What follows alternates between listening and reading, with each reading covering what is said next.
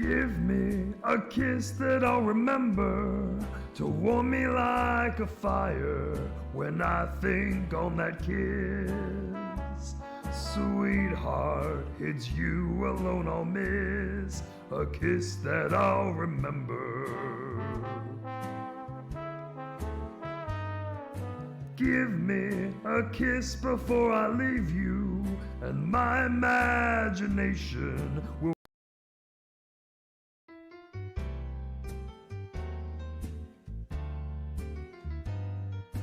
give me a kiss that I'll remember to warm me like a fire when I think on that kiss. Sweetheart, it's you alone I'll miss, a kiss that I'll remember. Give me a kiss before I leave you, and my imagination will feed my hungry heart. Oh, leave me one thing before we part, a kiss that I'll remember. When I'm alone with my fancies, I'll be with you, weaving romances, making believe they're true. Give me your lips for just a moment, and my imagination will make that moment live. Oh, give me what you alone can give, a kiss that I'll remember.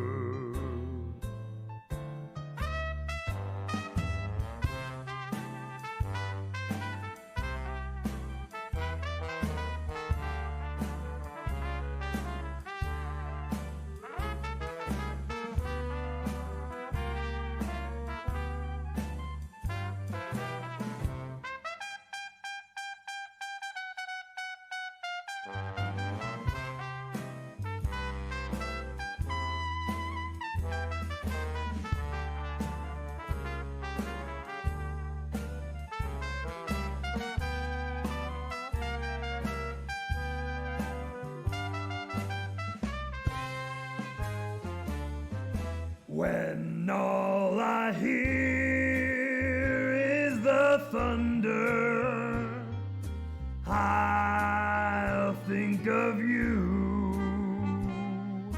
My heart left to wonder if you can hear it too. Oh, give me your all for just a moment, that wonderful sensation when it was you and me. Soon I will join you, you will see, a kiss that I'll remember.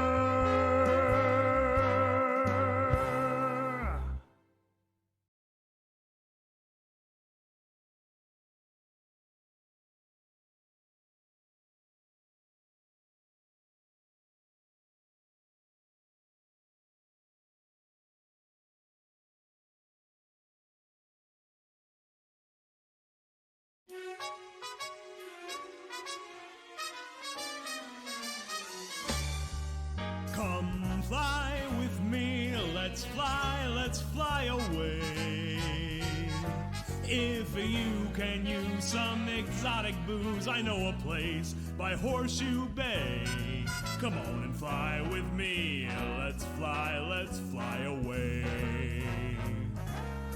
Come fly with me, Mount Eris calls our names, where the hippogriffs and their fishy kin put most other ports to shame.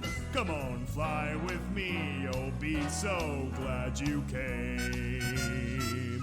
Once I get you up there, we won't want to leave the sky.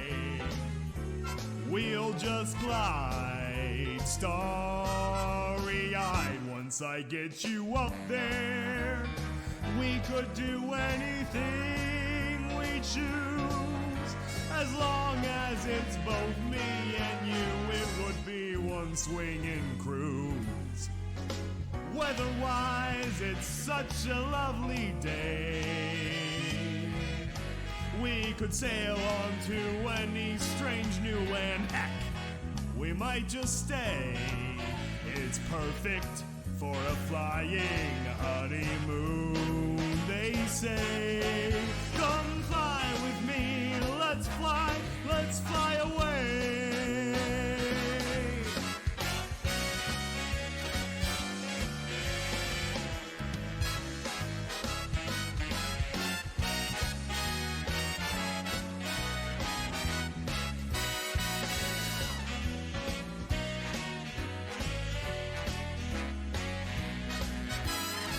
Once I get you up there, we'll have a dinner in the sky.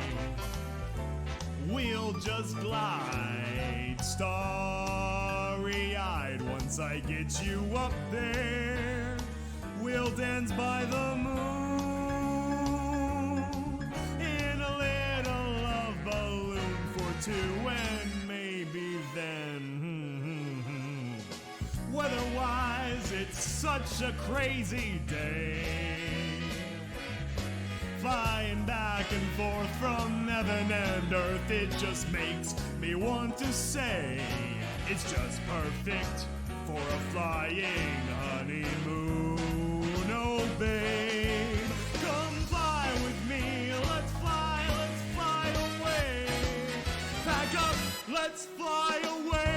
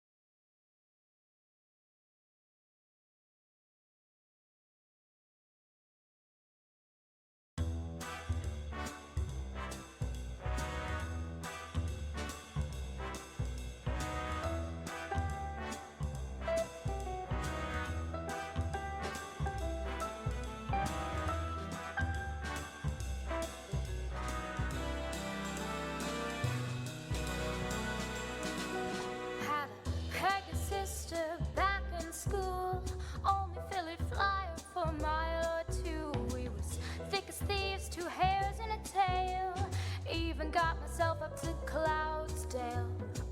A flock of friends flew me up, held tight. Bass and the liquor were pounding till the daylight. Drunk in my brain like a meteor crescendo. Then they started chucking ponies out the window. One by one were thrown off and flew back up doing tricks. It happened fast and somehow I got tossed up in the mix. The ground came at me lightning quick. Got me crying, screaming and kinda sick. You were too drunk to notice or too loud to listen. And I guess my broken limb ain't worth the falling distance. Well, I guess I'll heal myself on the ground, 'cause my lack of fringes just seems to slow you down. You called out sorry and glad you didn't bite it. We'll glue your wings and jump and we'll see how you like it. If there's a race in life you'd win, I'll be here below the stratosphere as long as you're in it. Can't flutter for nothing, but they still gotta rise. I'd love to be flapping, instead it just happened, but it's just not happening. I'll never be fly like you. Fly like you. Fly like you.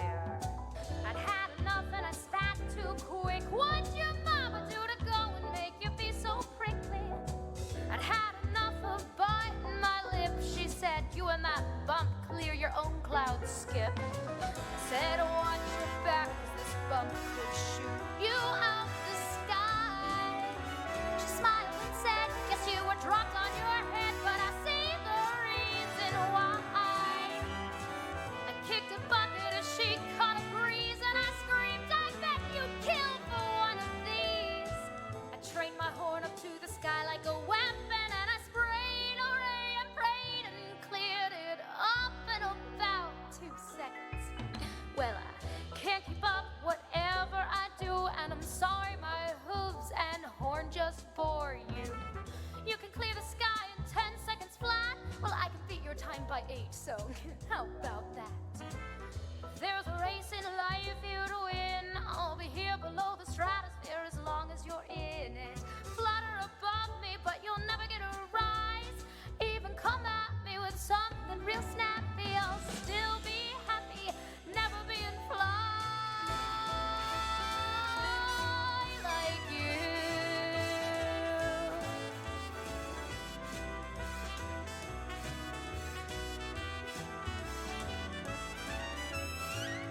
I've been told to turn the other cheek and rise above it. The weather is perfect, so I'll expect worship, but I think they can shove it. I bite my tongue, choke, swallow, and smile when I'm around her. But it's tough to get manic about the aerodynamic when there's all these wide-eyed Pegasi flying by screaming, suck it, grounders! Can't keep up whatever I try, and I'll never crack your click 'cause I don't go Mach 5. Count down the days till you crash and witness how gravity makes the rest of us its dirty little mistress. If there's a race in life you to win, I'll be here below the stratosphere as long as you're in it. Go and take your picture, it's the last time I'll be by. Flexing your wings all to do, it's impressing. Oh, and watch where you're flying, I hear when you splat it gets real nasty. To hell with your flapping, all your wings will need wrapping while we all die happy. Never be a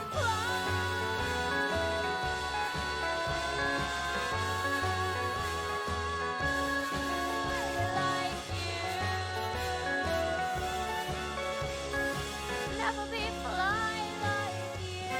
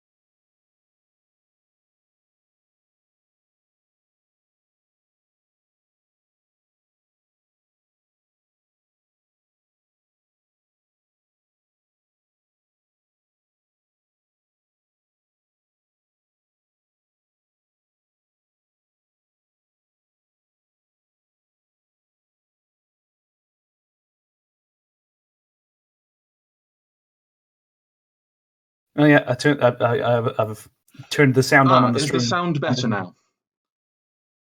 I suppose it'll take a minute to... Oh, there we go. Yeah. So did the whole thing? I think we're gonna have to start. Thing just happened, we're gonna have to start again. Oh no! Oh no! This was the worst possible thing. We've been talking for like 5 minutes. It's fine. We can do. That was a practice run. We'll just do it again. Something had to happen on the first show. Always something had to happen on the first show. I mean, you were basically reading from a script, so you can. Don't give the game away. It's fine. Go. Just let's go. Let's go. So, chat, can you hear us clearly now?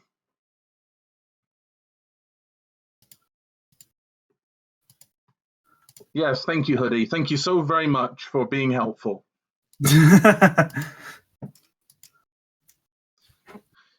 Anyway, let's try this again after completely ruining it the first time. So let's begin. Good evening, and welcome to Post Apoc Horse Talk. I'm your host, Galantagius, and this is my co-host, BG. Say hello, BG. Hello, everybody. Let's pretend BG said something. So for those of you watching for the first time, this is a talk show about post-apocalyptic pastel-coloured horses, aka Fallout Equestria. For those who do not know what we're talking about, please be patient. We'll get into the hay and the oats of the show shortly, but this is just a short preamble to introduce you to the show. The FOE sub-fandom was born a few months over 80 years ago now, and from the early days of the MLP fandom as well. It all stemmed from a single fiction written by a person of no small enigma to the fandom, K-Cat, and from one story spawned a slew of different fics after, with more being written by the day, creating a fandom just as creative and vibrant as the MLP fandom with its own musicians, artists, writers, and a few other things, game devs, pen and paper RPG teams, and some ongoing radio plays at this point. I do hope for those who don't know about this stuff, this illustrates the length and breadth of the MLP fandom, and more specifically, the FOE fandom. But let's please get right into the show. Now, our guest tonight is a modern Renaissance man within the fandom, artist, animator, writer, tabletop game aficionado, and someone I'd like to say is a friend. I'd like to welcome CaptainHoers. Hello. I've actually the first time you said that intro, I was really surprised. I'm still kind of surprised, but yeah, hi. Welcome. So, after completely botching it the first time, let's try and ask the first question again. So, you're a well-known writer amongst the fandom, writing 2 successful fictions, Duck and Cover and Make Love Not War. Would you like to tell the audience today about your experience writing before the Duck and Cover? So before Duck and Cover, I had like a lull in my like prose writing, where I went and did my like Spitfire blog, and my attention turned to comics between like 2011 and 2013. But writing fan fiction was actually like the first thing I did in the fandom. They're not very good because it was like the first time I'd written in years, and I was, basically a beginner writer. But you can still find some of these stories on like my fanfiction.net account. So this is like long before film fiction. The first story was a thing called Rainbow Leap, which had a neat little sci-fi premise where it's like she gets like a doohickey, and she goes fast, and when she goes fast enough, she kind of body swaps with another universe. This is all fine, and it's basically Quantum Leap with horses. Not that I'm particularly familiar with Quantum Leap. It's just, my brain is strange.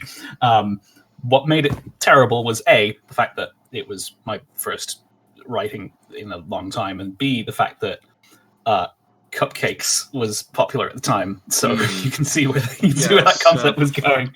Only the finest of fictions is cupcakes. Yeah, so it was kind of hopping around a bunch of interpretations of that because there was like a bunch of different stuff. Listen, it was 2011. It was a different time. Indeed, it was. But that only took me like a week. And so I was quickly on to the next thing, which is actually you can find it on Film Fiction, which is still in the so old it's so bad don't go look for it. It's called Harmony's Wrath, which I have no idea what possessed me to like come up with this concept. It was just there's some weird stuff with like anthros and a demon and curses sending people to the future. I don't know how to explain it. It's a weird story, but I managed to get 60,000 words out of it, and that kind of it was kind of like getting all of the bad writing out before getting onto stuff that people might actually care about. Well, you know what they say. You have to be a bad writer before you can be a good writer. Yeah, basically. And, this just was your bad writer moments. But, anywho, let us be on to the next question for the night. Okay. So on a somewhat lighter note, are you sad that your fic, Fall Equestria, Make Love Not War, is not the first thing that comes up when you look for Make Love Not War in film fiction? It isn't? It isn't. I haven't checked, but would you like to know what is? Well, I'm gonna find out now. Of course it's porn. Yep, it's porn. Not just porn, but macro porn. Loosely based on the setting of War for Equestria and World War One. I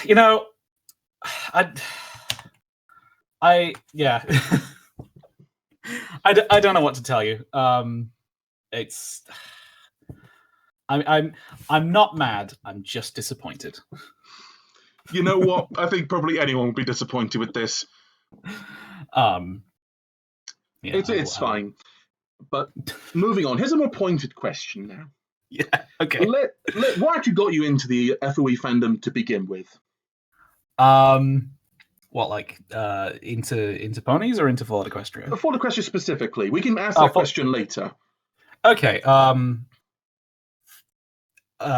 It was okay. So it was actually my first interaction with it was I was commissioned to do the cover. Pardon me. I was commissioned to do cover art for Fall Equestria Outlaw. That's somewhat infamous fic. I do hope that maybe someday I can get that writer on at some point, just to question him. Yeah. Well, good luck with that. Yes. But this is like the old cover art for it, and that was like that was kind of the first time I'd had any reason to like pay attention to the Fall Equestria subfandom. So I was like, hang on, I gotta give this thing a look. And the first thing I did with it was I didn't start with the story. I started with someone live blogging the story because I don't know if you've noticed this, but Fall Equestria, it's kind of long. Just a smidgen. Just a smidgen on the long side. Somewhat intimidatingly long. It's somewhat of a book longer than War and Peace. A pretty hefty tome by its own reckoning. Like to this day, I've only like consumed the actual story through the audiobook. I'll be lying if I said that I only consumed it through that means too. Yeah, well, I mean, some people are more dedicated than I am, but like, yes, person in the yes, chat. Hoodie, that is correct. PH is even longer. Project Horizons is about twice the length of. Yes, because I believe Samba really wanted to get into a dick measuring contest of quite how long it would be. Well, I won't cast aspersions, but anyway. So yeah, that was. I didn't start with the story itself. I started with someone blogging about the story, may have colored some of my opinions, and there are definitely some things that made their way into Duck and Cover. But I did eventually get around to reading the story proper, and well, here I am. So it's kind of. I was going to say it's kind of. You did some art, and then you read the book, and that brought you into the whole thing. Yes. Yeah. It's because I was going to say it's kind of funny that you have me on as your first guest, because it's kind of like starting a Star Trek podcast, and then like your first guest is the director of Galaxy Quest. Well, it'd probably be easier to get a friend on, which you are. Yeah, fair than enough. It is to get K-Cat, someone who is very much into their privacy, or Somber. Anyway. So, yeah, here we are. While we're here on the subject of getting into fandoms, you could answer also that question of how do you get into MLP in general? Oh, that one's easy. YouTube poop. Like I was YouTube really poop. into... Yep, It's I was really always into... the YouTube poop. Yep, I was really into YouTube poop at the time, and I started seeing Pony YouTube poop, and I just kind of... I was like, this is pretty good. I want to, this is probably dumb, but I'm going to go look at the context. And then 26 episodes in 4 days later, I was like, okay, I guess I'm going to write my shitty fan fiction about Rainbow Dash hopping universes. And the rest is history. Yeah. Well, how about our next question then? So, given that the MLP current generation, Gen 4, is coming to a close, and there would be no more content from this generation to inspire us at this point, what are your thoughts on the FW fandom at the moment, and where do you see it going?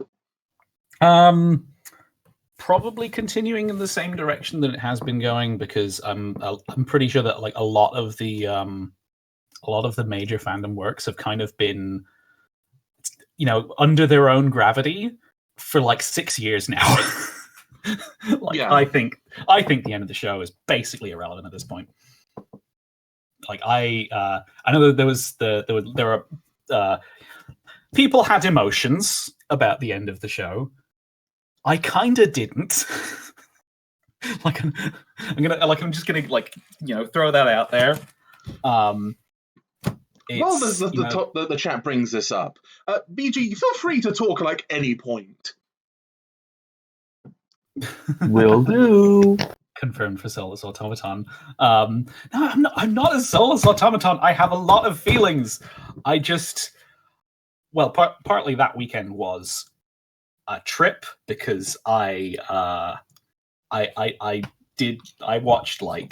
watched like 10 episodes of the show on Saturday to catch up because I was so behind, and my brain was just static at that point. So I would suggest, Mr. Spypone, that you keep politics far away from this, because this will devolve rather quick, if you please. Yes, they tend to do that, don't they? I'm going to give this one to you for free. I would let chat moderators do that in the text, just so we can keep our flow. Anyway,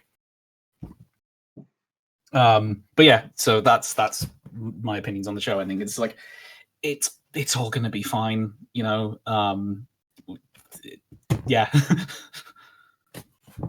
Well, okay then. Well, how about another question then? Are there any new projects in the work?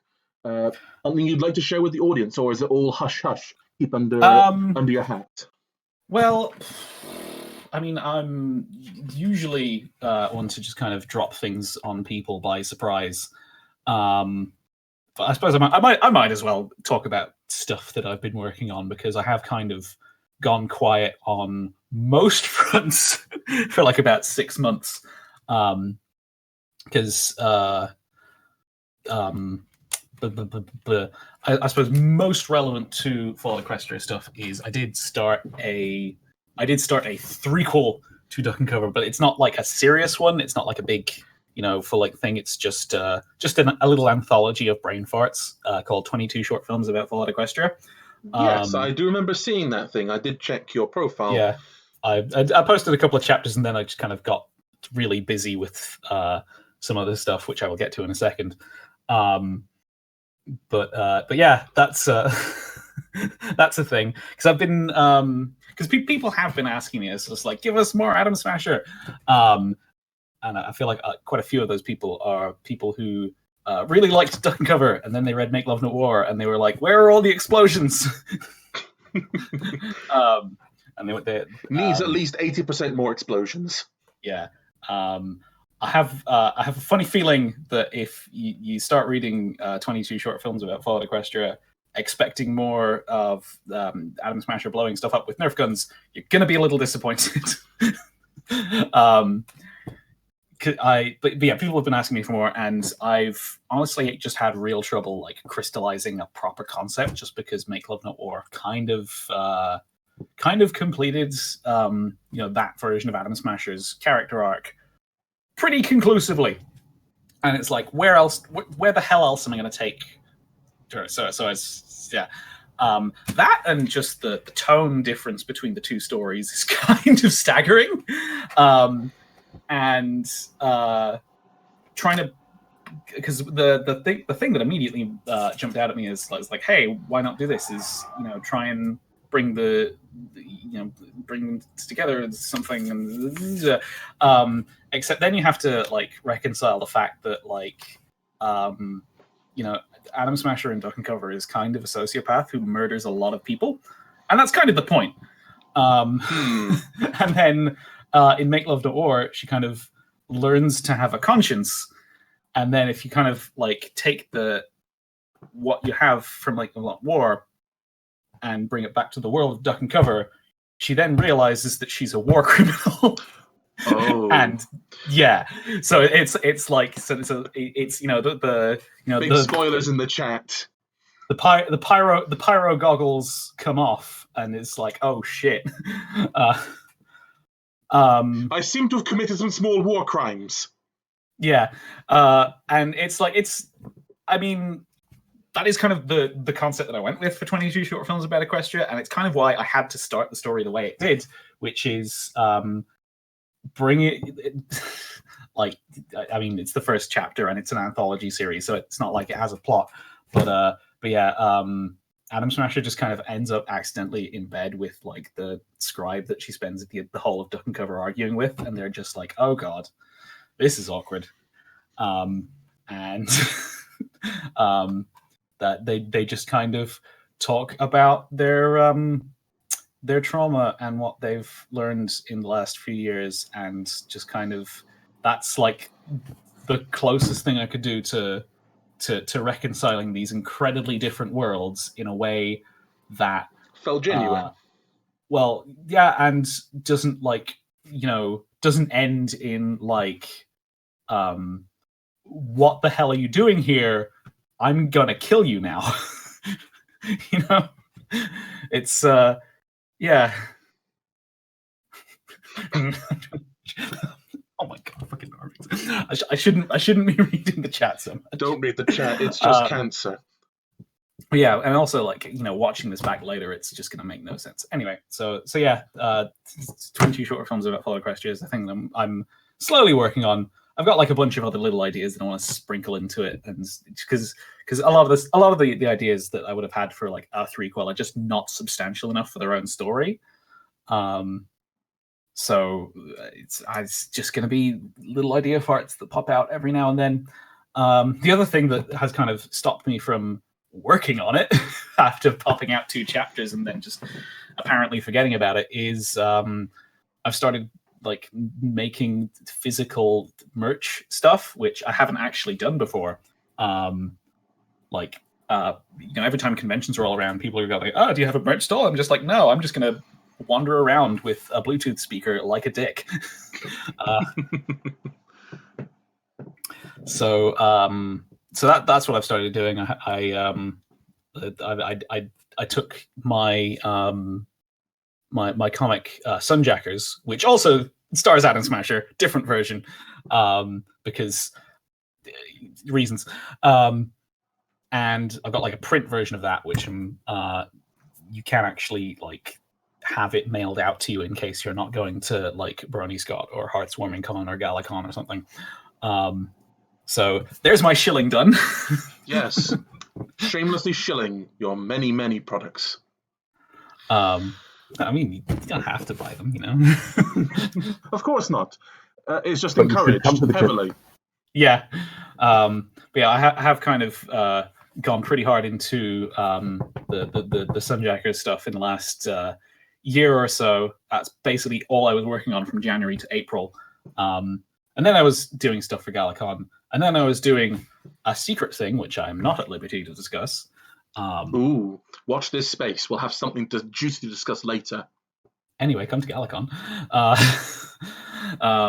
And after that, it was just straight into getting print stuff ready.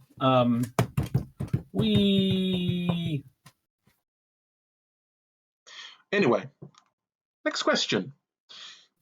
As you are a writer of some not unconsiderable horse fame, not including your own works, because you've already pushed that quite heavily in the last few minutes, is there any fiction within the fandom that you'd like to recommend or found particularly interesting while reading? I mean, I can't not shout out Outlaw, even though we've already mentioned it. I really like Outlaw.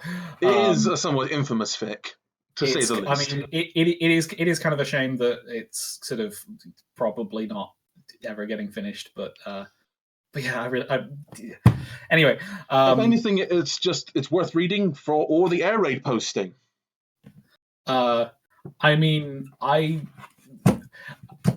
feel like that's a meme. It is a meme, and that's a good reason to do anything. And Tofu's a better writer than you're giving him credit for there. Yes, it's a meme, like Tailwind posting. But yeah. To be honest, I don't actually read a whole lot of fan fiction. In fact, shock and horror. Yeah. I mean, I'm pretty picky with what I read in general. Are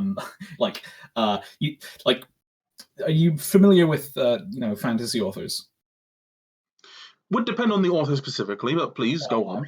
I mean, Brandon Sanderson is pretty well known. He did like the Mistborn series. Yes. I think there's someone in the chat who very much likes that. He picked up Wheel of Time after Robert Jordan just kind of took so long that he died. I put down the first Mistborn book about a third of the way through because I got tired of the prose. I think you may have angered a member of the chat. That's kind of where I'm at as far as like pickiness of prose. So it's like a lot of the things that I would be reading because I want to read it would be like Neil Gaiman and Terry Pratchett and so Good Omens. I have not read Good Omens, but I really want to. It's an excellent book, and I do highly recommend. And the TV series, on a somewhat related note, is also a really faithful adaptation, which I also recommend in its own right. I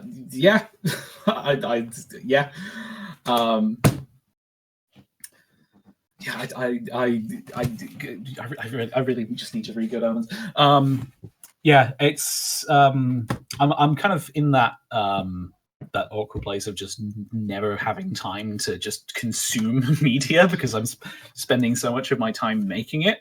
I know that's kind of venturing into dangerous, like Garth Marenghi's Dark Place kind of territory. It's like, no, I've written more books than I've read. I haven't written more books than I've read. I have actually read more books than I've written. But it's a dangerous ratio that I'm at. I would like to try and keep us back on FOE at this point. I've kind of this is Post Apoc Horse Talk, not just talk. Yeah, I've segued into just general literature. I mean, we all love literature here, but let's try and keep it on topic then, please. Okay, fair enough. So, trying to keep on topic, which I think we will fail to do spectacularly. I think you're just gonna have to like let some of the tangents run as they will. Yes, clearly I'm the one at fault here. So, next question. Is there perhaps a fic that you've read that had good promise or some interesting premise to it, but either failed to meet that promise or squandered a good idea?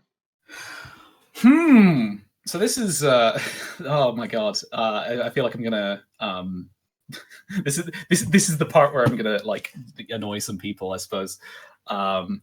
But I can blame you for the question, because that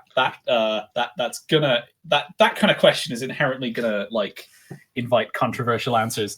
I mean, controversy means more viewers. That's a dangerous road. I think the original, for a start, and there is kind of a common theme in like a bunch of other stories where it's like the top level idea, or even just the cover art just looked really good, and then it just turned out to be to be some kind of either mildly disappointing or just profoundly disappointing. I mean, right now I've like on Sunday I just recorded part 4 of like a roundtable podcast with a bunch of other people, just going through the original volume by volume, talking about it, and again with the shilling. Yeah, well, I'm just talking about stuff through the frame of what I'm doing, but just because it has a lot of my opinions about Fallout Equestria at length, and there is a reason that Duck and Cover is the way it is. Which is just because I like the world building in the original is, it's pretty interesting. There's a lot of it. The pacing and the characterization leaves something to be desired. Heretic, burn the heretic. Says anything bad about the first fic. You must be burnt at the stake, good sir. Well, I mean, you had me on. I told you about this. It'd be like, Galaxy Quest, Star Trek, Good point. I've already done it. Stop reading the chat. Yeah. I feel like Project Horizons is a bit of a gimme. I haven't actually finished Project Horizons. I had to stop reading that when I just got tired of Blackjack's suicidal ideations. But I did. On my first attempt, I did actually, have an all right time up through about like chapter 17. That seems to be generally where a lot of people think, yeah, it's pretty all right. But then I'm just kind of rambling. I think the one other fic that I suppose I should give a special mention to is, and this is the one where a few people might get annoyed, is Dance of the Orthrus, which the top level like concept of stuff. So that it's in like a horse version of Hawaii. There's like metro tunnels and stuff. There's like Enclave remnants. I think it's set after the end of the other story, and it's got like a bunch of other like random world building stuff. And it's like, this could be a real interesting setting for a story. I'm trying not to be mean here because I don't like dumping on. I don't like dumping on authors who are. I don't like punching down. It's like I'm happy to just wail on the original all day because K-Cat's got that 6-star on Equestria Daily. It's the original can take it. Other side fics, but I'll leave it at I was kind of disappointed by again the character writing in Dance of the Orthrus, and I feel like some of the there's I'm kind of gonna blame the original and Project Horizons for setting sort of the precedence of what people think a good Fallout Equestria story looks like, which is going way too hard on edgy themes without really thinking about what that subject matter means, or whether they could like tell the same story more effectively, while also just kind of having it be less ugly. It's like in the thing we just did in the roundtable podcast. That's volume 4 is where Arbu is, and basically all of us came to the conclusion that Arbu didn't need to be there, and the idea, the moral question of like did Pip do the right thing could have been more effectively communicated using Buckland Cross, because they kill everyone there, and you don't bring up the issue of a weird cannibal town that seems to only exist by way of narrative contrivance and a reference to Fallout 3. I've gotten complaining about the original again. I mean, that is a fair point to make, so it's worth considering. Yeah, I mean, instead of punching down, you could just generally say that with Fix, it's a major thing that the amount of fan art that people see before they start reading sets a certain set of expectations. So they see this awesome fan art for Project Horizons or the original, and that might cause them to put it on that sort of pedestal. Yeah, I mean, there is kind of a... People do a lot more really nice art than there is really great stories, and I guess that can't be helped just because... Yeah. While we're on the subject of stories that we've seen that have, for whatever reason, failed to live up to expectations for a whole slew of reasons. Uh-huh. The biggest one, at least to my mind, is FOE Pure Hearts.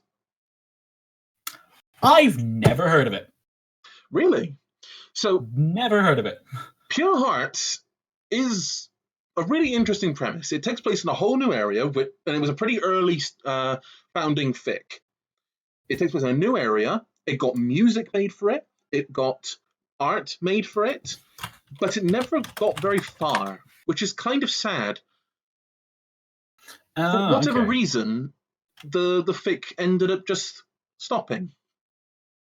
Like a good number of fics I know of had really good premises, interesting characters, and just stopped.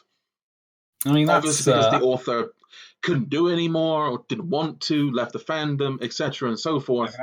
That's going to be fan work in general. I mean, I'm going to give myself like a backhanded compliment here, which is that it is rare that you find people who have so little better to do than me than just hang around making. Seriously, man, you can stop trying to tie your own noose at this point. Well, what I'm saying is, I've spent like 8 years doing fan art and stuff, and like those are the people probably got like jobs doing productive things. Fair enough. Yeah, in general, I believe you can say that people should appreciate when authors, as you say, like for example, 9 years into this, still continue to be committed to the fictions they write, even if, due to jobs, for example, they tend to take a quite significantly longer between chapters. Keep that feedback going. Let them know that you are still actively reading their work, so that they know that people still care about it. Because that's hard to see, and hard to calibrate when you're creating content after all this time. Oh yeah. So yeah, I mean, listen to the wholesome posting. Listen to BG. He knows what the right thing to do to make authors feel wanted. So one last question before we have a short break. Okay. What advice would you give to other fandoms trying to emulate the success of MLP, and more specifically, FOE? Oh God, don't. Well, that's one way of putting it. I mean, these kind of things just they're kind of lightning in a bottle. You can't really like replicate that on purpose. I mean, the best you can do is just, create communities that you want to be a part of. I mean, like, if anything, I feel like there's things that other communities can learn from what not to do from the pony fandom. But then this is just getting into my opinions about like how I think some moderation on some horse platforms is a little bit too loose, and I feel like could be doing a bit more to like,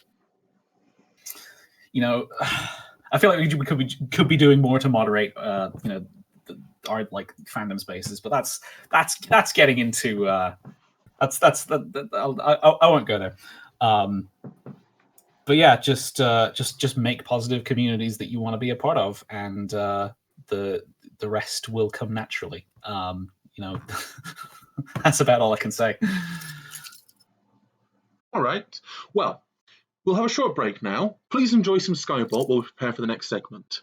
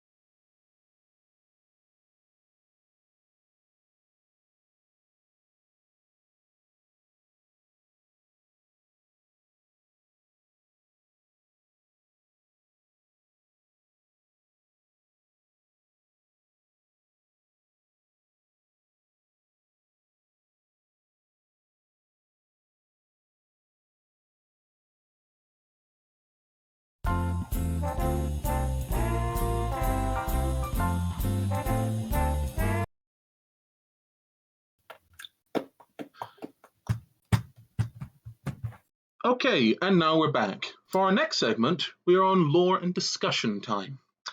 So let's spin the wheel of fortune and see what topics we got today, then, boys and girls. There's a game. Okay. Okay, then.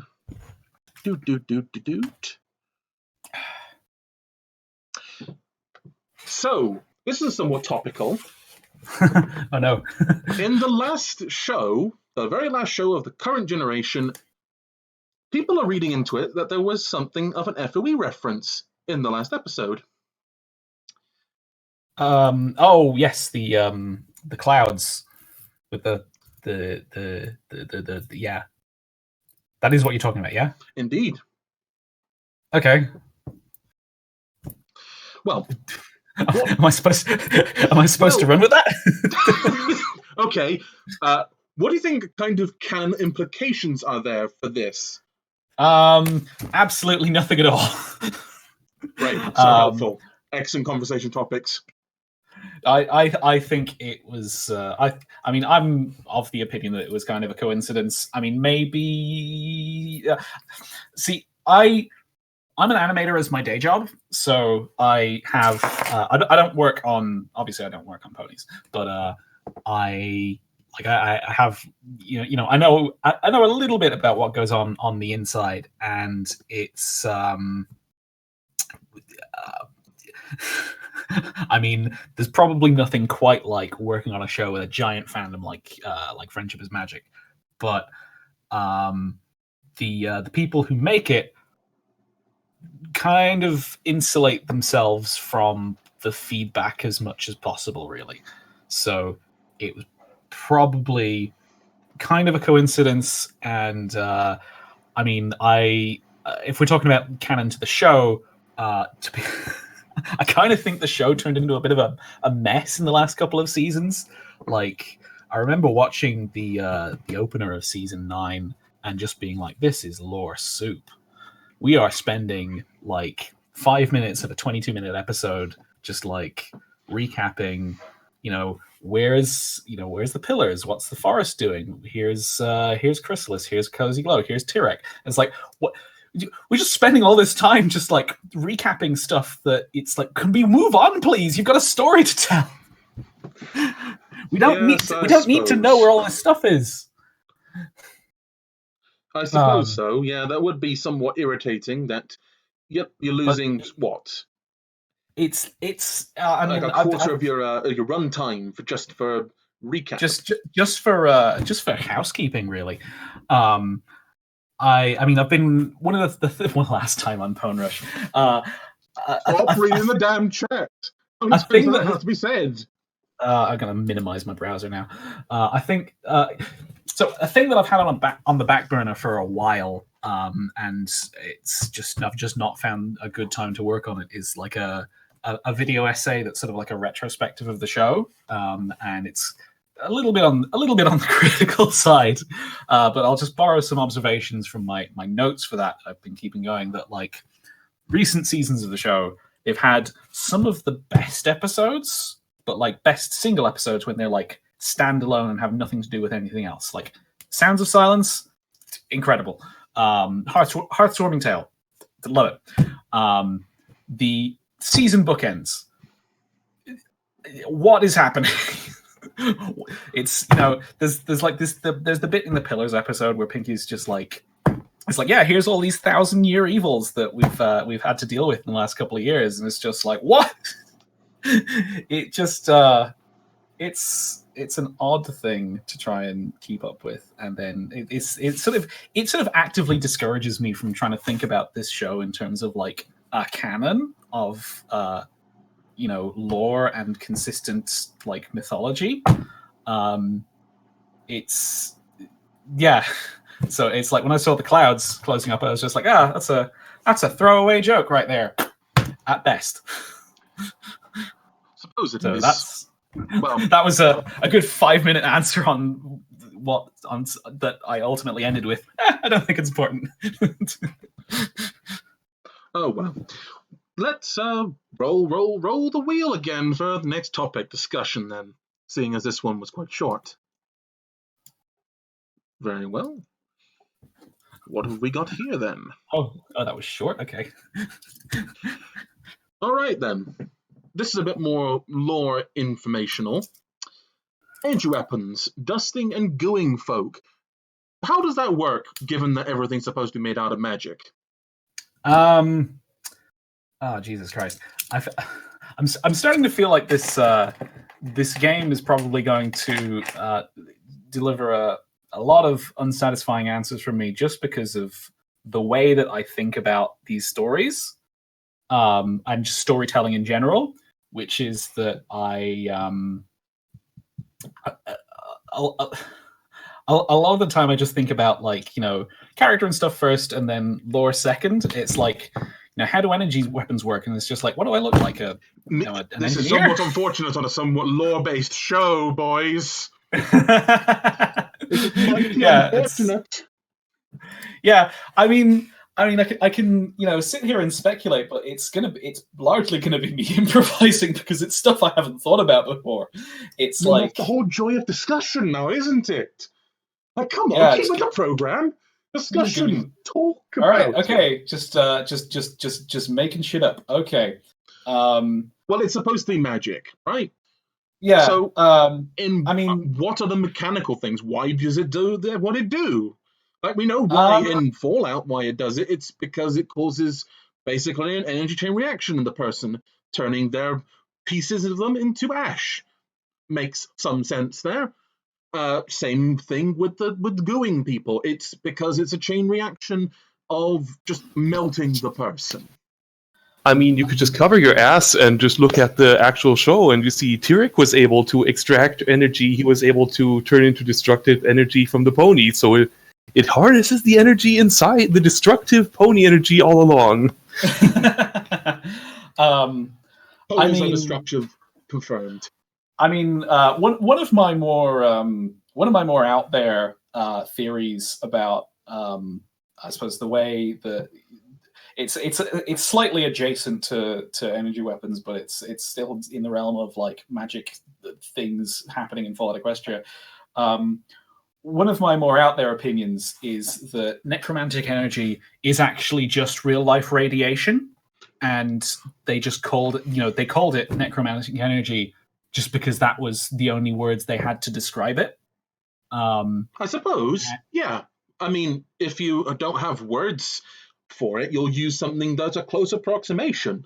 Yeah, it's like it's like I got the idea from it was from just solving a similar problem in a different story that I was working on, where you had, like, a magic system, and there was, like, one particular part of the magic system where I was just like, okay, as a side effect of this this spell that they're casting, it causes emission of radiation, and these people who are doing, in this case, transmutation, are just getting radiation sickness in a medieval society that has no idea what radiation is.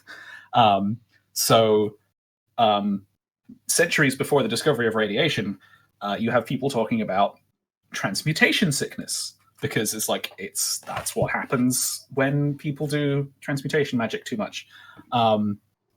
So yeah, it's the idea that it's that they just call it necromancy because they don't know what radiation is. Because, I mean, when you think about it, the tech speed up in Fallout Equestria is very quick. It's like they go from 1920s at best in a couple of decades to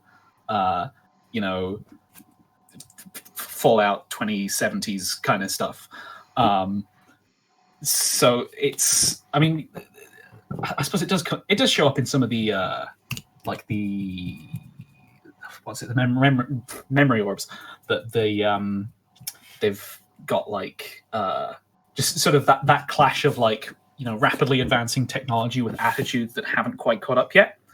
I mean, that seems like a primary kind of trope and theme of the Fallout Equestria. Well, yeah, and it's a thing that happens in real life as well. I mean, like, up until the real life nuclear detonations in Hiroshima and Nagasaki, we thought about war fundamentally differently.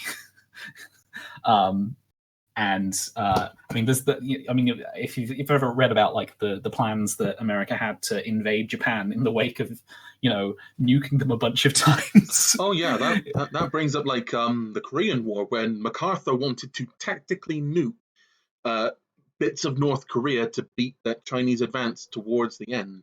Yeah, it's there was we had to like evolve the way we think about things to catch up to technology, and you're kind of seeing that today as well with like the internet and stuff. I mean, copyright's the most obvious example where our copyright laws still haven't caught up to what the internet can do. No, I'll try not at all. But moving back to Florida Equestria, that's got a bit of a tangent about culture there, just because that's quite a wide wandering. Yes, you're just like, what about this technology question? Well, culturally speaking, this is still a lore discussion. Culture is part of the lore of the world. I see no problems here. Don't look up from your books. Nothing wrong here. So when it comes to like energy weapons, I wouldn't know why they specifically do that, but I feel I would hew closer to it's you're still shooting like actual lasers and plasma. You're just using magic crystals to make the lasers and plasma.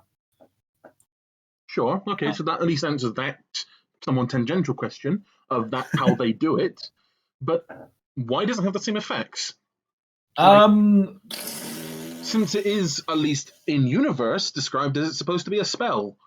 Like, I know that it's supposed to be just straight up copying. Yeah, I mean, this is where this is where I feel like there's kind of a little bit of not adaptation sickness, but like adaptational mutation, where like the way people think about aspects of the world sort of, when they start writing their own side fics, they sort of conveniently just leave behind bits of the original that are inconvenient.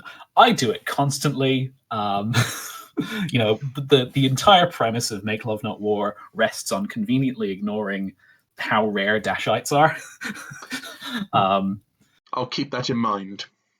That and also the level of contact between like the Enclave and the surface. And I'm pretty sure any story that revolves around the Enclave just kind of conveniently ignores a lot of details about the Enclave, and also the Rangers as well. Just because of the original being so all-encompassing in what it tries to do, in order to do side fics, you kind of have to break stuff. And I suppose with just the way that I've approached world building in my stories, I've broken with the original in a more realistic direction. Kind of like how in like it's kind of like how when I was doing like my Spitfire blog, I just kind of put the horses in a modern world with modern technology, because I didn't feel like thinking about it too hard. It's just like, she's just got a laptop from like day one, and that sort of went on to be like a defining aesthetic feature of a lot of my work. It's just like, the horses are just in a modern day setting. They've always been there. It's like, it's technically an AU, but it's like the lowest effort AU that I could possibly think of. But to bring it back to the question, it's this idea of because I'm just thinking about like times that I've written about energy weapons, because I haven't written energy weapons ashing people and gooping people. I think in Make Love Not War, energy weapons are discharged at a person that we can see and they react to. I think once.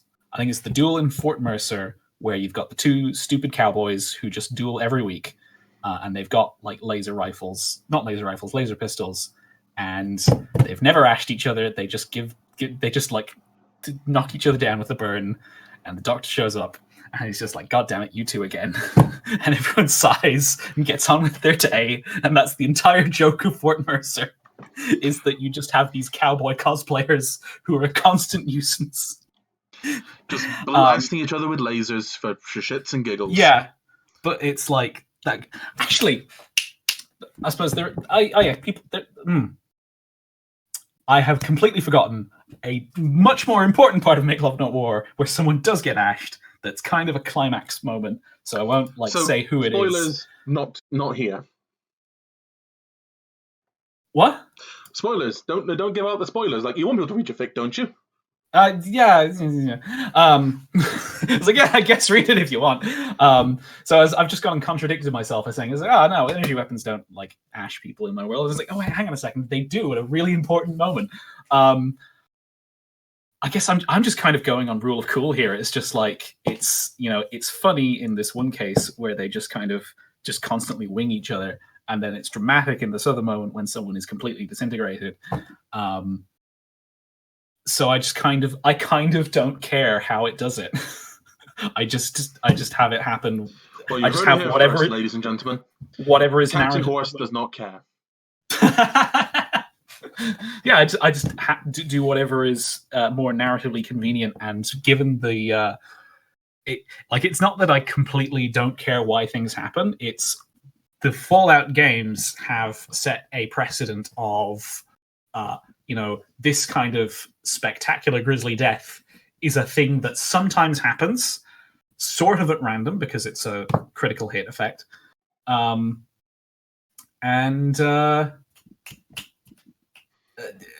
I just that sort of buys me the narrative space to have it happen sometimes and not happen other times without really bogging down the story with why. Fair enough. That is an answer. I told you this wouldn't be the most satisfying answer. Well, here's something that should be more satisfying, and we're gonna jump on the PH fucking bandwagon, boys. Oh boy. So next topic, because the Wheel of Fortune has picked the public and Golden Blood. The what?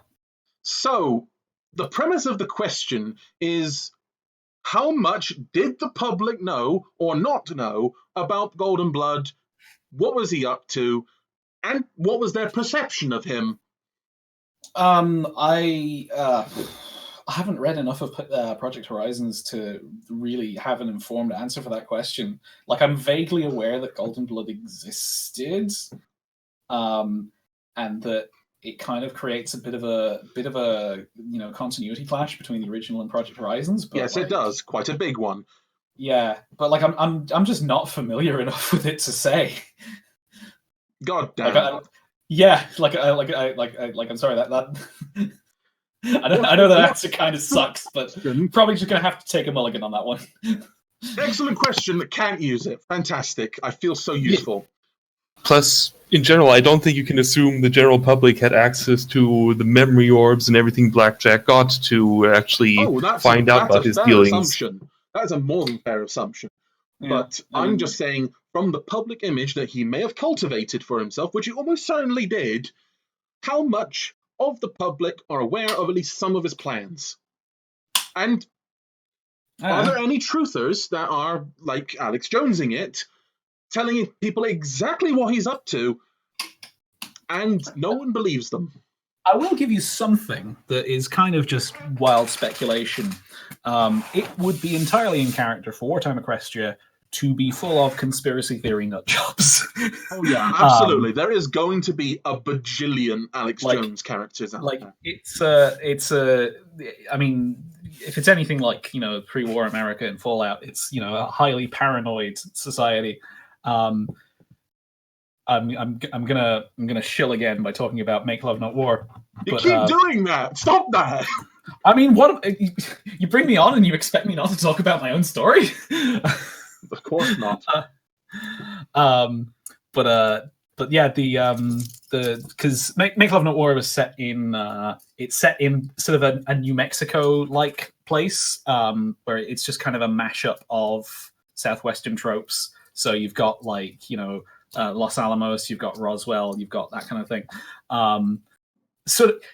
Conspiracy country. And a world building detail that I'm quite happy with is the idea that like the ministries they had like a bunch of facilities in San Simran because it's the middle of the desert. They can use it for like weapons testing and research like in and stuff like that. The real Nevada desert was used for nuclear testing. Kind of thing. And as a cover for this, a bit like the real Area 51, they sort of just leaked bullshit to conspiracy theory groups about like aliens and stuff. Like there's a great video by Quentin Reviews about the history of Area 51 and how it got associated with aliens, which is people observing UFOs, which were Air Force test projects. So he went and like reported to the air. It was some Air Force base just reported a UFO to an Air Force base and said it's like, hey, I found this like unidentified flying object, and then you had the Air Force people just there shitting themselves. It's just like, oh no, that's not supposed. People aren't supposed to see this. And then the guy said, I think it's aliens, and they're just like, yes, yep, yeah, that's what you are correct, sir. Because and that is why the American Southwest is full of tat shops that sell alien stuff. And that's, I just kind of put that, it's not really like a plot point in Make Love Not War, but it's sort of just like a background detail. I kind of wish I had more of that sort of stuff just lying around, just like alien posters and like plastic aliens and stuff in the trash. But sometimes when it comes to world building, you have to put in things that just don't make any sense. Well, I mean, that's just the thing. The world does things right now. The world we currently live in does things that don't make any fucking sense because people, believe it or not, are not exactly the most logical beings out there. Yeah. They made a big point in this in Star Trek that, Vulcans are pretty logical beings that don't make bad decisions, but humans, on the other hand, are a bunch of fucking idiots. Yeah, I love those memes about this, in Star Trek, just of humans being like the fucking wackos that they're just slamming 2 Red Bulls and then strapping 2 energy cores or warp cores together and seeing what happens. Just they're out there and they're great. Anyway, I feel like I've digressed quite a bit. Yeah, some digression here. So let's actually go on something I think we can all actually discuss here. Another more interesting one. The Red Eye rad engine. How does it work? How does it work? Well, I mean, the boring answer would be that it would be something a bit like there's these plutonium powered electricity generators that they use in they use them on space probes and stuff just because they last forever. But that's probably not what it is, just because it's a fairly low electricity output.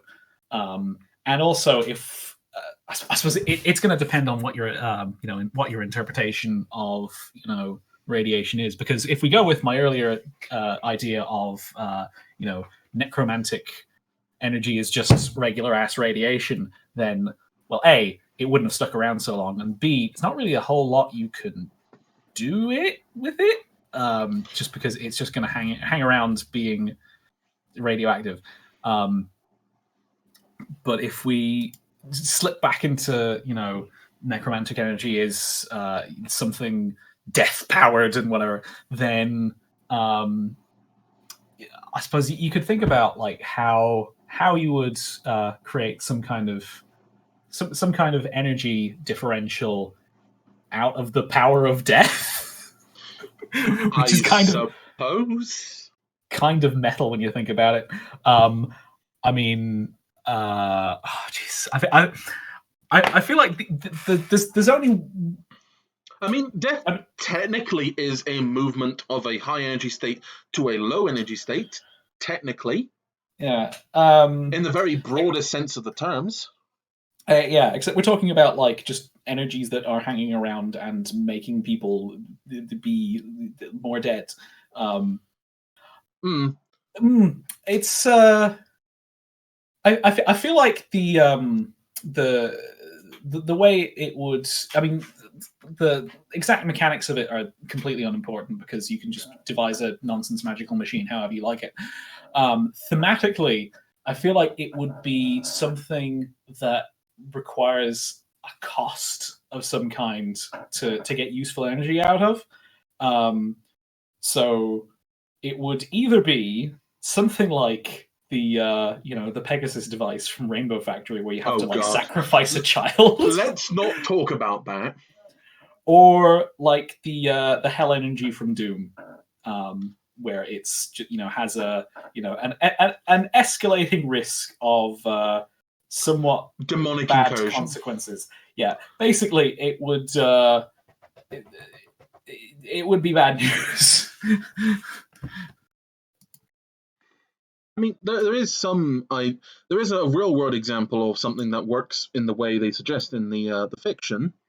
It works in the very same principle as a photovoltaic cell. Basically, as the substance decays and goes through its half-life stage. That's the thing I mentioned at the top of the topic, where it's like the plutonium electron. They use plutonium. They use it on space probes. Oh, well, that was covered then. Yeah, the problem with it is that it's just not very. It doesn't have a huge output, which is why. Well, that and like obviously the radiation, which is kind of a problem.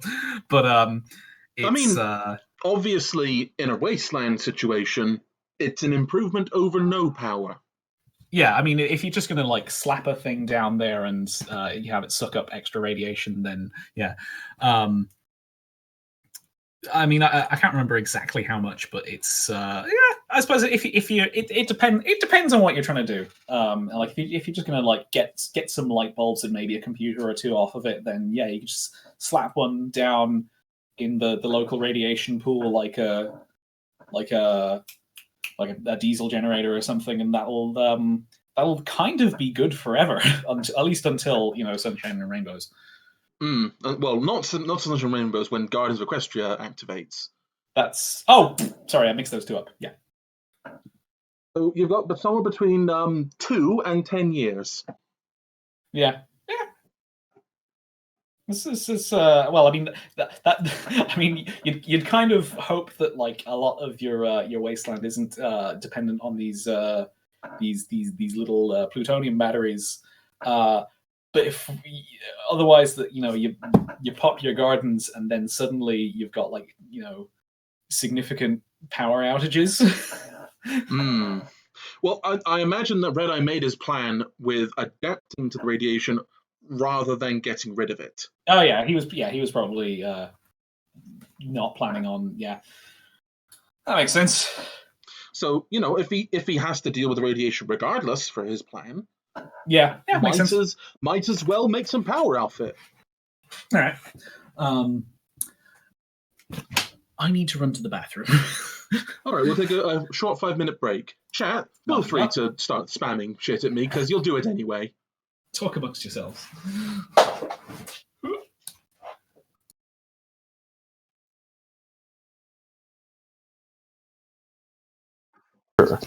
Welcome back. And welcome back to the show, then, everyone. Oh right! Oh, I thought we were going to have like a quick musical break or something, but that's fair enough. No, we got that coming up in the foreseeable. So, hold on right, okay. Minutes. Fair enough. Well, so let's go for one last topic before we have a break. So let's spin the wheel. Okay then. All right. So, technically we had this number already, so I'll just go 4 and 1 near it then. Dashai Enclave troops during Operation Cauterize. What this specifically means by that is Enclave forces that either didn't follow orders, didn't do what they were told, or actively fought against other Enclave forces trying to clearly exterminate the Wasteland. Okay. We know of at least one that happened during Operation Quarterize.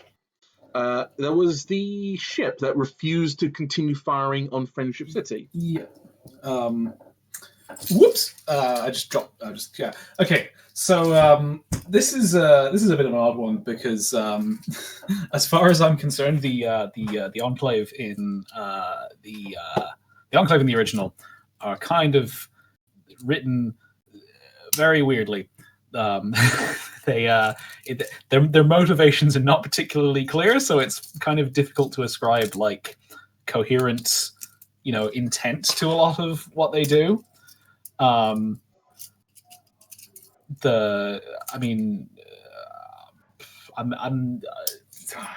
trying to think about how to expound on this topic, because, like you mentioned, there is the ship that just kind of was fired on for not being evil enough. Yes, though if we're gonna be on this topic, there is another instance of this sort of thing going on in PH, which let's avoid bringing up because everyone seems to have somewhat polarizing opinions on this matter, including myself. Yeah. So I'm not that familiar. So, so during PH, there is a brief moment where a Enclave colonel creatively interprets her orders to deal with some separatists. Huh. So she creatively interprets this and basically loses her command of the fleet that she was sent to deal with them. Would you consider this individual a Dashite then, in this circumstance? It's like, would I? It's at this point in time something to discuss. I feel like the whole Dashite brand thing is probably I'm not specifically referring to just branded individuals. I'm referring to basically you would call them Dashites because they're rebels, rather than call them Dashites because they were branded. Well, see, this is where I have to bring it back to the where you draw the line of Dashite, because I feel like that is something that it's like a specific political humiliation, and I feel like just throwing that at every every deserter and every case of insubordination would kind of cheapen the label for them, and they probably wouldn't hand it out that freely. In a case of like in a case of like the ship that got fired on, well, first of all, that's kind of nonsense. You're destroying a quarter of your flagships for very little reason, other than as far as I can tell, they weren't like they weren't defecting, they were just not firing fast enough. I think they just refused to continue firing on civilians. I think that was a specific instance. And it's like, it's like you board the ship, you don't destroy it, you morons. It's God, Enclave. Yes, specifically the Enclave. You really do well to include Sidefix in that, because K-Cat's treatment of them is just weird. As for the deserters, well, I would actually compare that with the way certain Sidefix, like Frozen Skies, for example, treat that, where they actually do take offense to being called Dashites if they didn't, claim that political ideology and were kicked out for other reasons. I mean, the Enclave show up a lot in. I suppose I might as well touch on Outlaw as well, just because I'm just to talk about a story that isn't mine. Because the whole premise of Outlaw is the main character is branded a Dashite at the very start, just because they spot Little Pip. He spots Little Pip from the clouds and is sort of just kind of falls into that role And the way they handle it there is that it's I mean there's somewhat special circumstances of like he's like his dad is caught up in some political thing, but it is highly political, and it's not like it, and they send they send people after him to brand him, and when he does actually get branded, it's quite distressing. And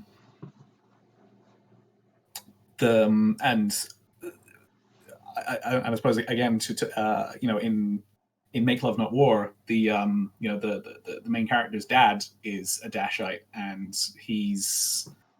it's sort of an ideology that he claimed through going like, hey, this cloud isolationism is shit, we should be doing something. And that's what it's a specific route of it's a specific type of disloyalty as opposed to just general insubordination. I mean, there's not really a whole lot of latitude for other kinds of defection, just because it's like, where else are you going to go but the surface? But I feel like the because there's also a case of degrees where the mantle of Dashite does seem to be given to people who have declared themselves they have declared themselves defectors, but that's not the only kind of that's not the only degree of disloyalty that you can have. You can be in a situation where you are frustrating orders rather than outright rejecting them, doing things under protest. Well, I mean, there's all kinds of ways you can do it. I mean, just to trip on Godwin's law here, the case of Oscar Schindler, where he was he was technically working within the system, but he was like frustrating the instructions that he was being given, and that's not it wouldn't be the only case of that kind of stymieing of intent happening throughout those kinds of regimes. And I imagine it's fairly similar in the Enclave, where it's like when faced with when faced with utter barbarism, not everyone's going to go through with it. And they're going to find ways around it. Like you're talking about your one creatively interpreting orders. I don't know what that's referring to. Well, whether that's I'm trying to bad. keep it as spoiler-free as possible. Oh, right. Just in case someone does, possess themselves and go to watch the whole thing. Fair enough. Speaking of spoilers, is it okay to talk about story spoilers of the main fic and of side fics? I would say. Well, somewhat. So I mean, we've had 8 years to read this thing at this point. I think it's fair to say that we are beyond the realm of saying we cannot talk about spoilers.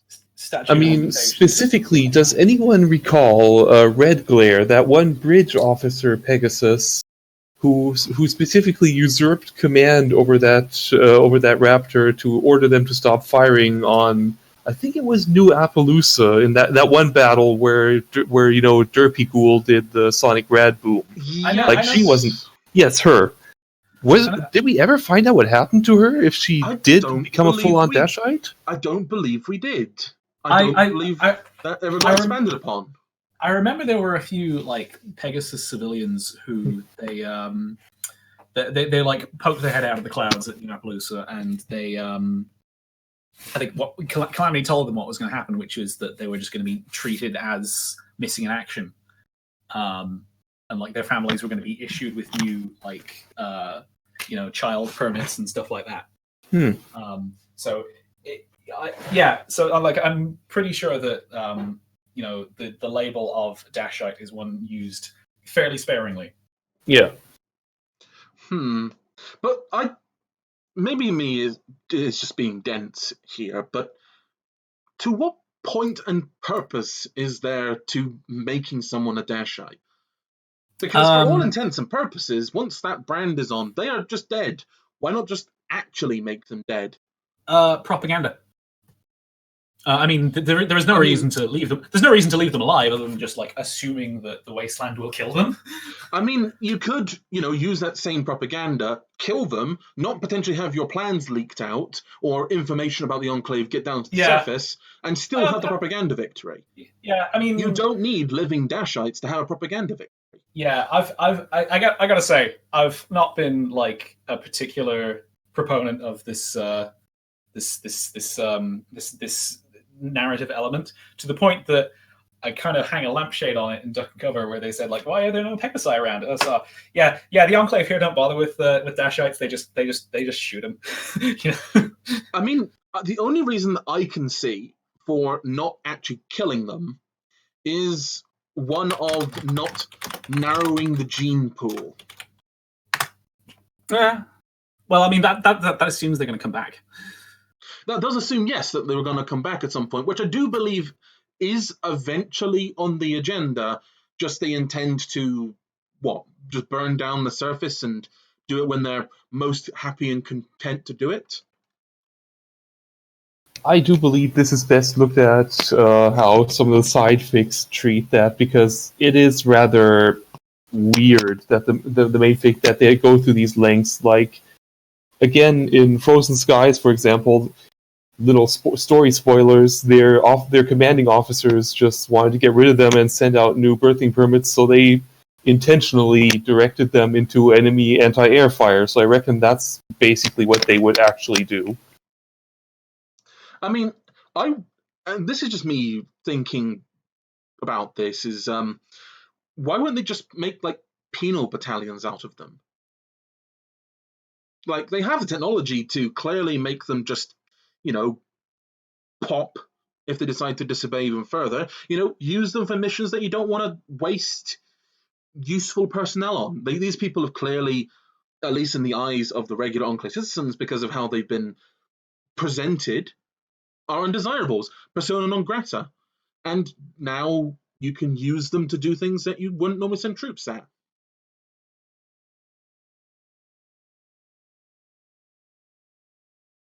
Yeah, I mean, in general, that would be a far more pragmatic way to make that faction where, they actually do things that make sense and would save them resources. But I don't know, I guess we're talking about dumb magical horses here. I suppose. Well, with that, I'm going to call a short musical break for everyone to do what they need to do. Sorry, I had to.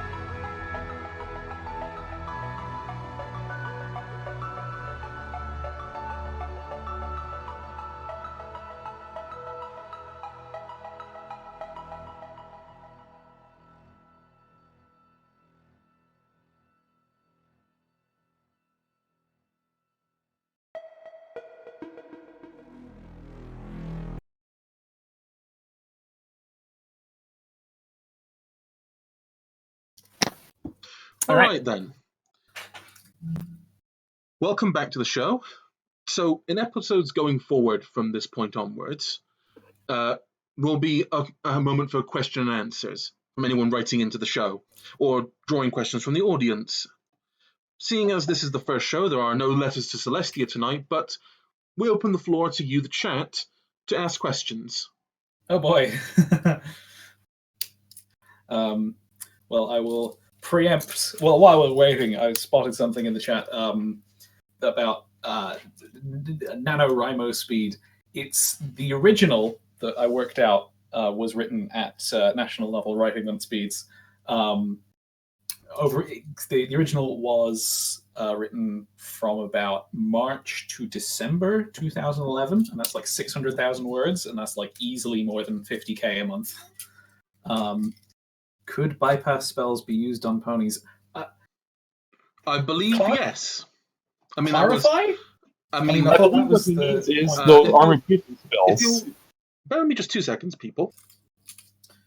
So I believe. But also, yes, to continue, just about the other thing, because Project Horizons was started in like 2011, 2012, and then it was finished like a year or two ago. So,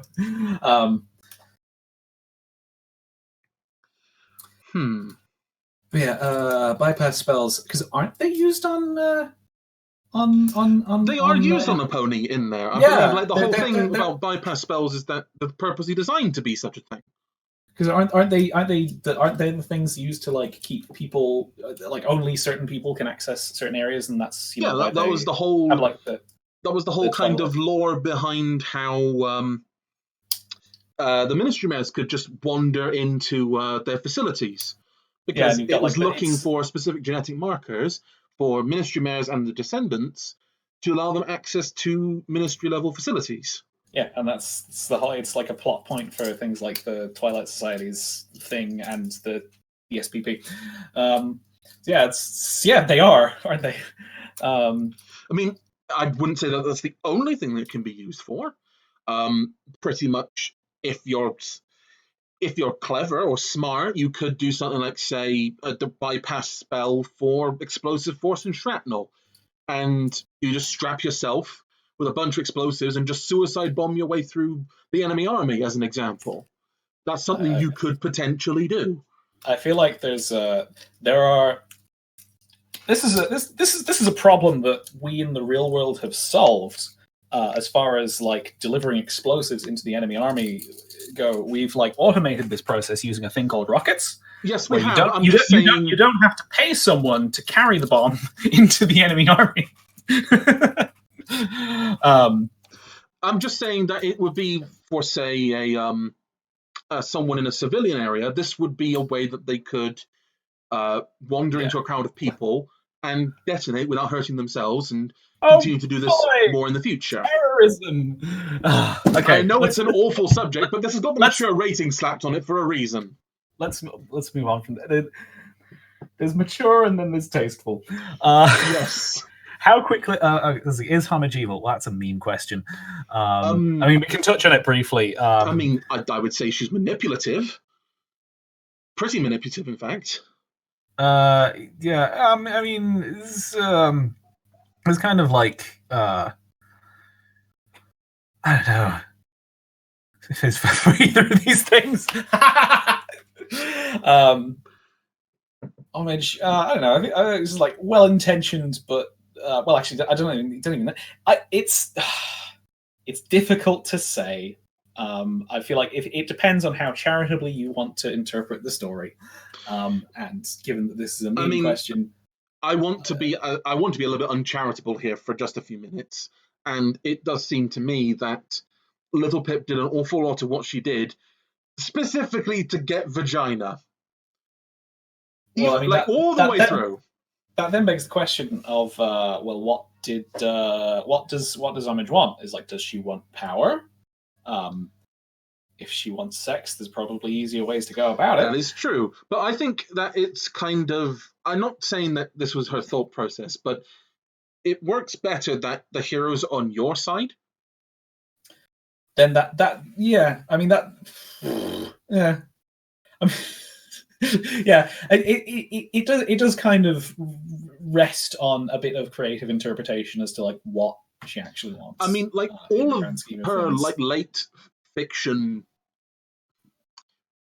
rationale for doing stuff is specifically so that Homage will eat her pussy out.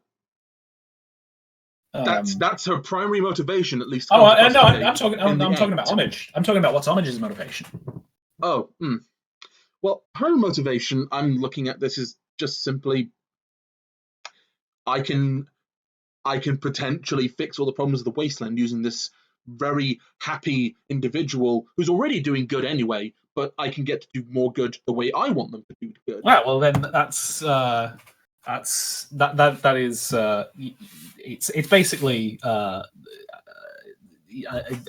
it's utilitarian reasoning towards, you know, she has good intentions and she's deploying whatever methods get her there.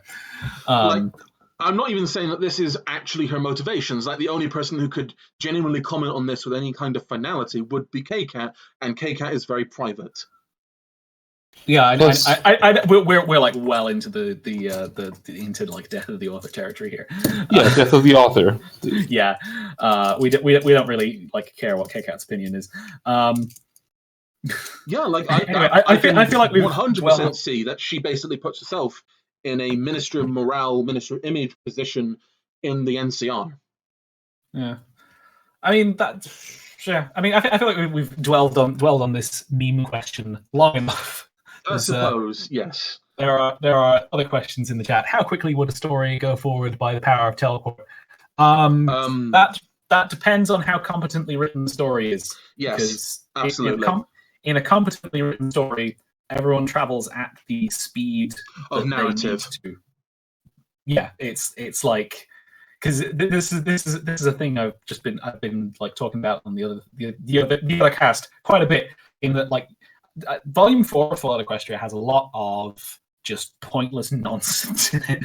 There is absolutely no reason for them to go to Old Olney that like has any meaning. Like, Calamity gets injured and he goes like, yeah, there's a hospital here, just right over here. We'll go get some supplies. And they spend 2 chapters going to the hospital and there's not really any meaningful consequences. It's I mean that's a case where like having, you know, being able to teleport would just speed things right along, and like we would cut out just a whole bunch of Armex. I'm not gonna. Let's not indulge that question. Yeah, it's. I mean, I'm not. How quickly would a story go forward by the power of teleport? That's. I mean, I'm not sure how to like conclude and answer that question. It's like it just sort of depends on, you know, is the journey the point or the destination the point? As if the destination is the point, then kind of, there's no point in having that there for a narrative reason. If the getting to the destination is the point of the story, then you want to make the journey more interesting because the destination is very important. And even if the journey is more important, you still want to make the journey good because it's the meat and potatoes of your entire story. It's like if I suppose to use my own stories as examples, because I've kind of given up on stopping you from doing this at this point. I mean, if I'm not going to talk about my stories, then, you know, why bother having me on?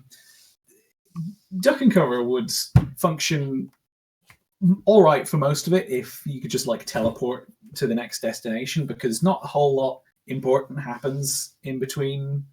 This is how much teleport would break narrative. So like it wouldn't really break Duck and Cover that much, partly because the protagonist is so aimless for most of it that she wouldn't even be using it. She'd just be like going straight to, ooh, what's over here? You know, you'd be teleporting, you know, 100 meters down the road to the next to the nearest weird, interesting thing. Again, it's more of a. It entirely depends on the narrative and what the writer decides to put into the story, because if the character is written in a way that suggests that using teleportation is a somewhat taxing affair, then it makes good sense that they wouldn't be teleporting Oh. everywhere. I wasn't even looking at that perspective. I was just thinking about it from like a story structure perspective. Because effectively, teleporting is there is a technique that all stories use for some degree of teleportation, and that's called cutting to the next scene. We don't have to watch people walk all the way there. Yes, I suppose that is true, yes. The story does not travel in real time. So it's kind of a... Yeah. Anyway, let's see. There's a couple more questions. How would I rewrite Fallout Equestria? And don't just say duck and cover. That is a big chunky question, and I have a big chunky answer for you because I've actually been thinking about that fairly recently, and this may blow some people's minds and also may undercut the other podcast that I was doing, which was one of the things I would do would be I would kill Velvet Remedy in Chapter 3. Okay, please explain your rationale here. So, Velvet Remedy, she's... the idea of Velvet Remedy right at the start is kind of like a big motivating factor for Pip. And I've just seen the chat catch up to that answer. She's the idea of her at the start is it's a big motivating factor for Pip. And then we meet her, and then she joins the party, and after that point she's just kind of a supply, she's a bag of medical supplies and the barter skill with some annoying opinions that the party just ignore completely. Like there's a bit in Old Olney where there's like these two things happen just right after each other. It's great. They have a big argument about strategy, and you have like Zenith wants them to sneak around, and Calamity wants them to like snipe from the hill, and Velvet is just yelling at them for their attention, and they completely ignore her. I just have to insert here. Of course, Calibri, that could never work. Yeah. Toffee references. And yes, later on, when one of your works, I'm not mistaken.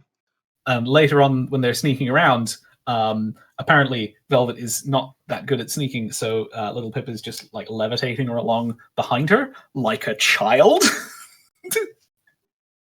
I just found this juxtaposition of Velvet just completely being stripped of all dignity so amusing and so representative of the just the way the story treats her perspective.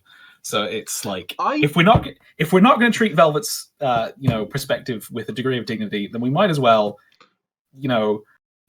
try and get some use out of the idea of Velvet rather than the reality of Velvet. Because it also does a couple of other things for the cast chemistry. Zenith is less redundant. The relationship between Pip and Calamity has to, carry a bit more weight, so we might actually see why they're friends instead of just, allies of convenience. It makes the Wasteland more dangerous because another annoying thing about the rhythm of the story is the fact that they just have this infinite supply of like healing potions means that they go around just getting shot up and hurt, and it has no consequences. Whereas if there's no Velvet, then for like most of the first half of the story, they need to be like really careful, and everything suddenly gets way more dangerous because it's like now you're actually into the territory where it's like you get a nasty cut, you can't just healing potion that away. You might get an infection and die. Like maybe a better idea rather than just straight up killing her, because I think that is still basically finding her is still a really important motivating factor, and I think that it does need to stay. Maybe just change what happened to her. So instead of the slavers seem pretty reasonable in the story at the beginning. Like when they got hurt, they let Velvet Remedy patch them up and didn't just take her hostage and make her a slave. I think it would have been interesting if they just took her as a slave. It would make more thematic sense that if you're intending not to use her opinions for anything of any value, then perhaps use her as a plot device to keep her Little Pip going in a direction you want them to go in.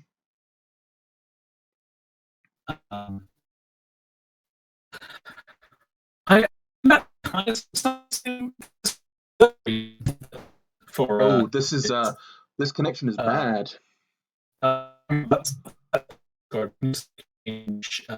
Hello.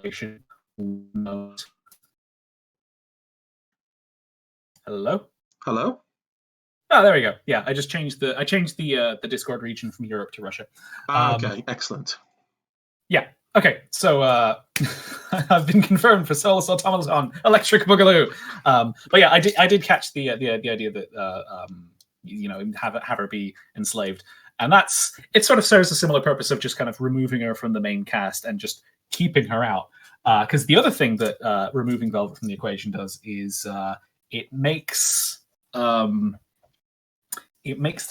motivation. It makes Pip's motivation for like going after Red Eye a lot clearer, because as it is in the story, it's just kind of, I'm mad as hell and I'm not going to take it anymore, which is fine, but it's not very personal. Whereas if Velvet has been like killed or captured, then it is personal.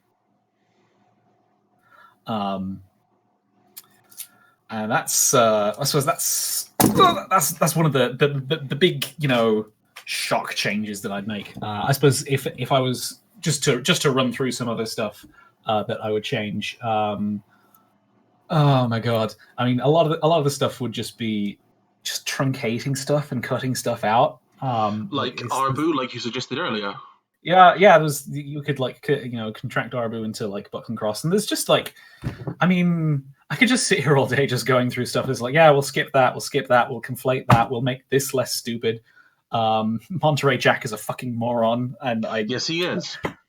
I mean, yeah, Monterey Jack is basically an idiot. Like, clearly he can handle himself. Like, we can see that he can handle himself because he made it back to Temponi Tower with seemingly no issue. Why did he even need to bother trying to rob Little Pip if he could handle himself? I mean, there's also just how he behaves in Temponi Tower. This is just things I'm remembering off the top of my head.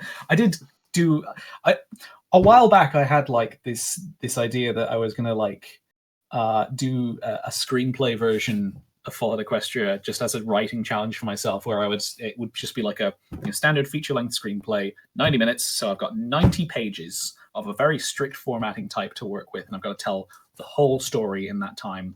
And it's like I've got to be ruthless with cutting stuff out, because what I'll also have to do there is do some villain conflation, because we've got Red Eye, we've got the Goddess, and we've got the Enclave, and they have very little to do with each other. Thematically. Well, their stories do interact with each other, which is nice, at least. And they interact with each other a million miles away from each other. There's just like there's this gulf of just like story where nothing happens in between, dealing with them. It's like, this is a thing I described Volume 4 as, is sort of peak Fallout Equestria, because it's like you get this trough in the middle of it that's just far away from any other like major status quo changes, that you just have the characters bickering in circles and just all of their worst writing habits just float to the surface because there's nothing to distract yourself with. It's there's just a lot of clutter that I tidy up, really. Because I mean, I wouldn't be still hanging around here talking about this if I didn't think there was something interesting about it. I think, and just to the last thing I'll say on this, how would I rewrite Fallout Equestria thing question, is I would try and use the juxtaposition with I would try and use like the pre-war plot to say something more than it does, because right now it's just kind of lore. I feel like there's like an opportunity gone begging there. I feel like I remember talking about this in threads years ago. It's just this thing that occurred to me that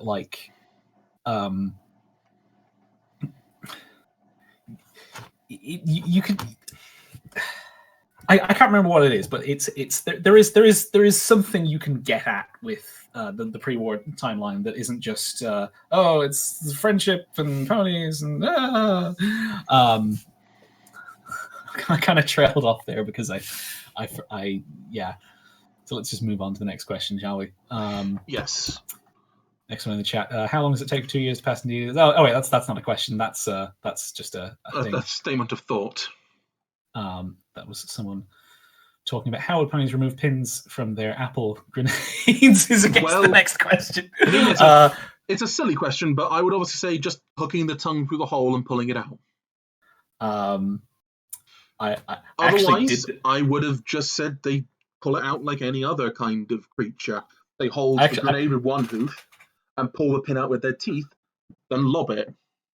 I actually did this with in Duck and Cover, and made like a big joke out of it because there's a thing that like Fallout in general and Fallout Equestria in specific kind of seem to just sidestep, and I know why they do it is because it would be kind of dumb to have your protagonist just not know the first thing about weaponry when they fall out of the vault, because that would just be tedious, having them learn how to operate a gun before you get to the fun part. But I kind of did this anyway with Atom Smasher, just kind of using a grenade for the first time, where she's just like there with she's not quite sure how to pull it out, so she like puts the pin between her teeth and she lets the grenade go and it just hangs off the pin for a bit. It's like, okay. And then she starts like spinning around in circles, trying to get it to fly off. And then eventually it does. And now she's dizzy and she just kind of runs in a direction and hopes that it's not the one that the grenade went in. And then she falls over, and it's chapter 4. So obviously she survives. But yeah, that is now canon. That's how ponies use grenades. They just kind of hang them off their teeth and spin around until they fly off. And hopefully it does what they mean it to do. You heard it here first. Horses are basically spinny grenade throwers. It's like a discus, except potluck, because you're not actually sure. Random yeeting of grenades.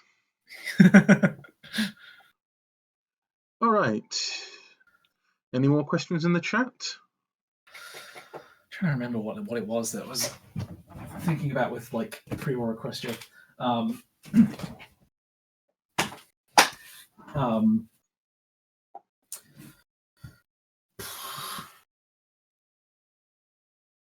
So at this point, I'm just kind of into trying to who's the worst Fallout Equestria character.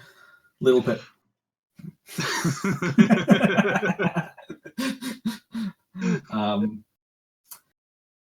Oh God, I have I can define worst. Can you define worst?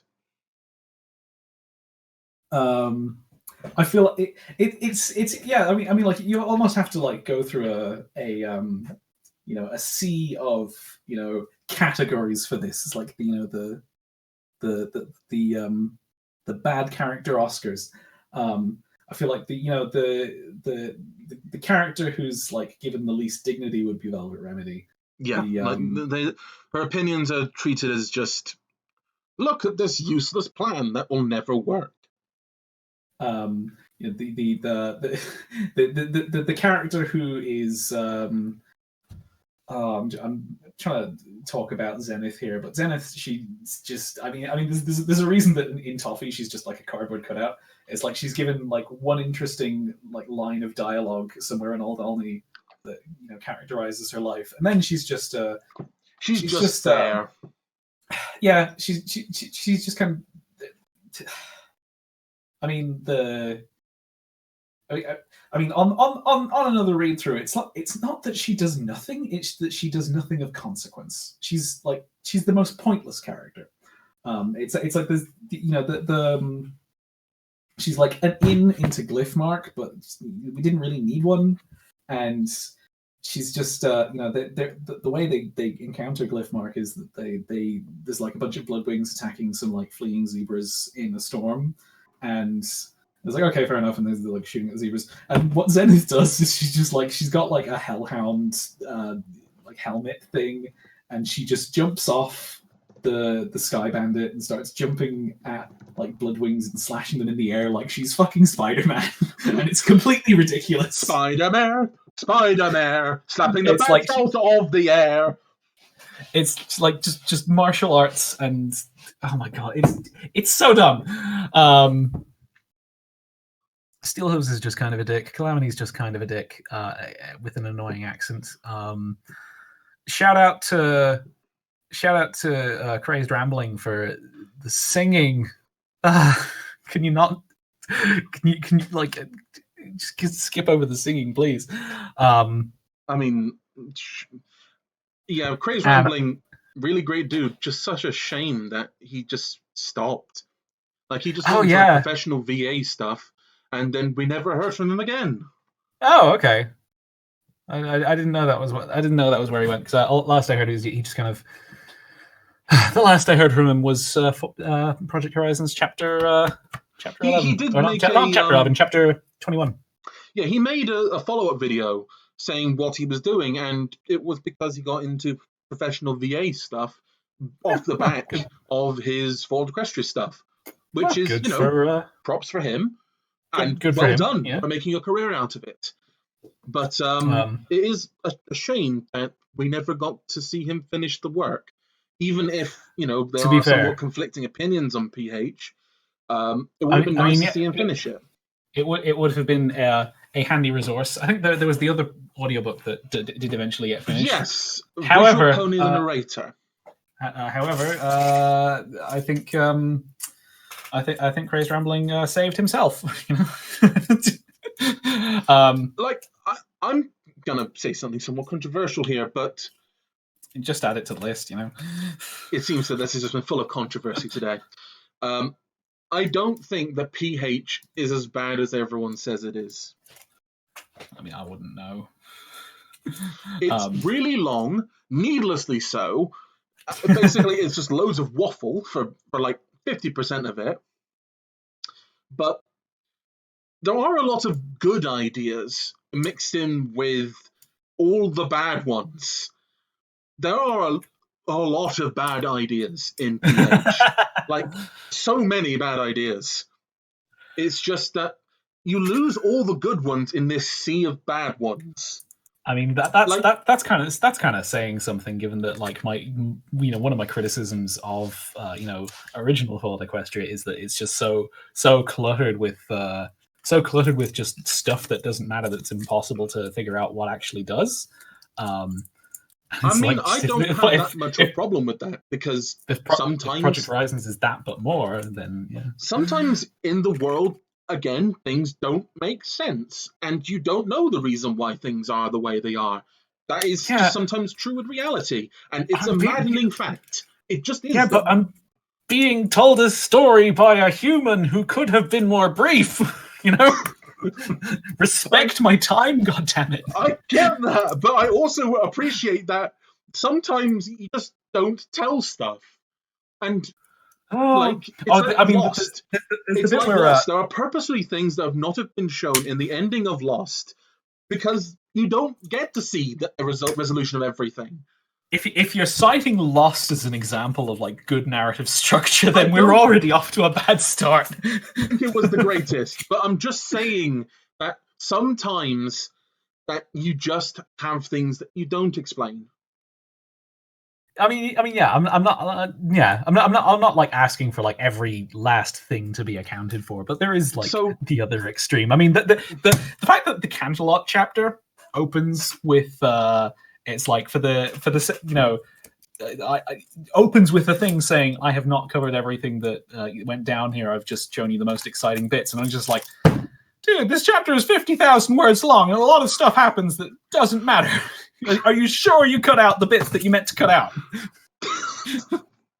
But there were some really good ideas in Project Horizons. Just the problem is, Project Horizons had a habit of consistently one-upping itself over and over again. Basically, I'm the big bad, I'm the scary thing that's going to be the antagonist of this story. No, wait, this person's actually commanding this antagonist, so I'm actually the big bad of this story. No, wait, I'm a puppet to this person, so I'm the big bad of this story. But wait, I'm a puppet to this person.